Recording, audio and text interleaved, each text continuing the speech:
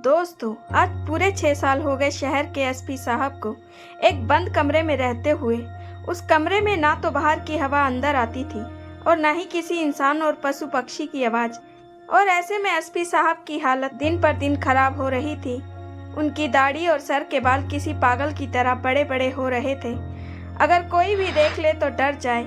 जी हाँ दोस्तों, ऐसी हालत में जी रहे थे एसपी साहब।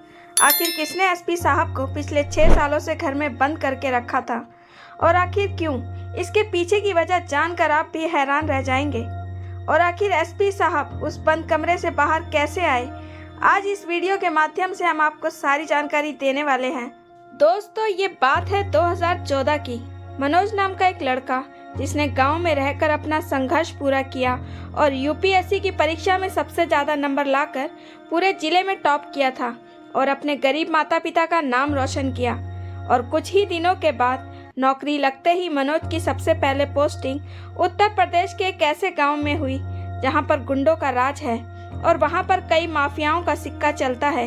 मनोज ने जैसे ही वहां पर पोस्टिंग संभाली और एक के बाद एक सभी अशांति फैलाने वाले गुंडों के ऊपर कार्रवाई करी, लेकिन उनमें से एक सबसे बड़ा भू माफिया था जो कि काफ़ी खतरनाक था। और उसे जैसे ही पता चला कि गांव में एक नया एसपी आया है जो सभी माफिया और गुंडों के ऊपर कार्रवाई कर रहा है, तो उसने एक ऐसी योजना बनाई और बड़ी ही चालाकी के साथ उस एसपी का अपहरण करवा दिया। उस एसपी के घर में आग लगवा दी और उस जलते हुए घर के अंदर किसी अन्य व्यक्ति की लाश डाल दी, जिससे सभी लोगों को लगे कि घर में आग लगने की वजह से एसपी की मौत हो चुकी है। और खुद एसपी का अपहरण कर लिया और अपनी निगरानी में उसे एक बंद कमरे में डाल दिया।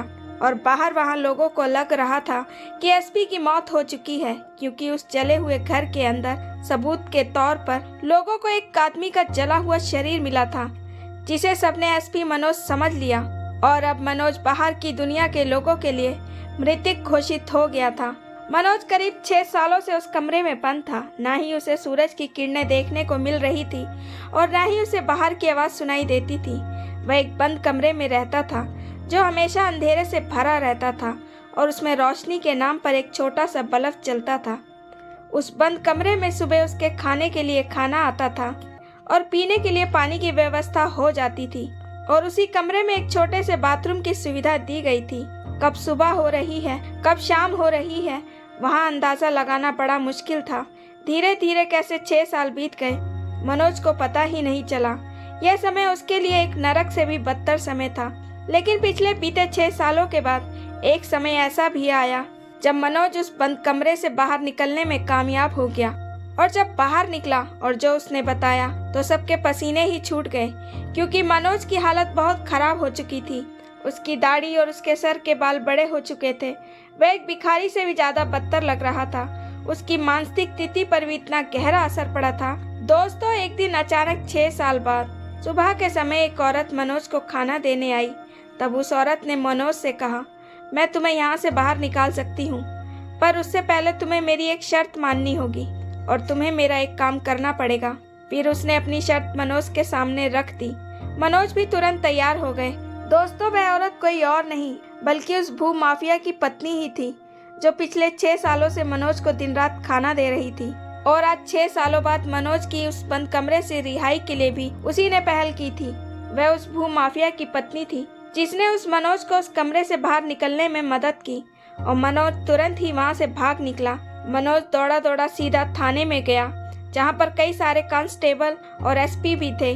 और वहाँ पर जाकर उसने कहा कि मैं मनोज हूँ, जो आज से 6 साल पहले गायब हो गया था। लेकिन मनोज पर कोई विश्वास नहीं कर रहा था।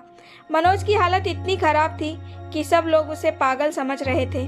आखिर मनोज पर कोई विश्वास करे भी तो कैसे? उसके चेहरे का हुलिया भी बिगड़ चुका था, क्योंकि उसकी दाढ़ी भी बढ़ चुकी थी। उसके सर के बाल भी खूब बड़े बड़े हो गए थे।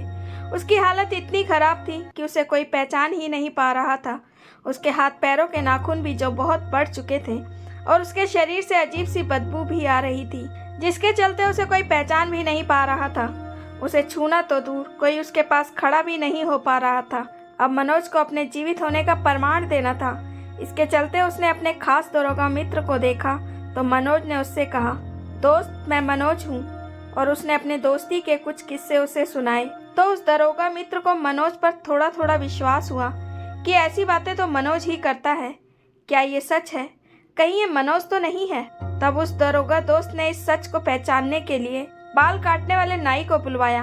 फिर मनोज की सबसे पहले दाढ़ी कटवाई और सर के बाल कटवाए। अब उसका चेहरा साफ साफ नजर आने लगा था। यह देखते ही वहाँ जितने भी लोग खड़े थे सभी के पैरों तले से जमीन खिसक गई। सभी लोग परेशान और हैरान हो गए, क्योंकि मनोज तो आज से 6 साल पहले ही दुनिया वालों की नजरों में मर चुका था और आज मनोज वापस से 6 साल बाद उसी थाने में आकर खड़ा हो गया है जहां पर वह 6 साल पहले अपनी ड्यूटी पर तैनात था।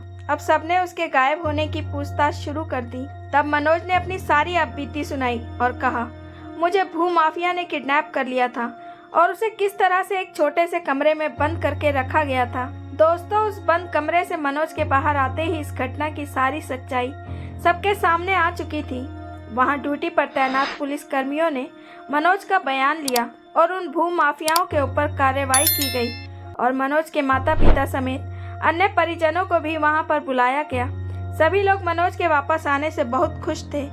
दोस्तों, अभी कहानी यहाँ खत्म नहीं होती है।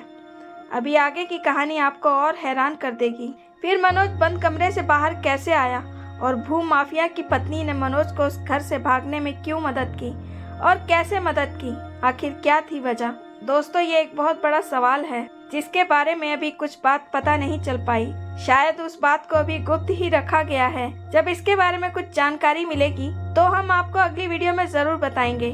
दोस्तों, आपकी इस सत्य घटना के बारे में क्या राय है? लाइक और कमेंट करके जरूर बताएं और चैनल को सब्सक्राइब करना बिल्कुल ना भूलें। मिलते हैं एक और नई सत्य घटना के साथ। बहुत बहुत धन्यवाद।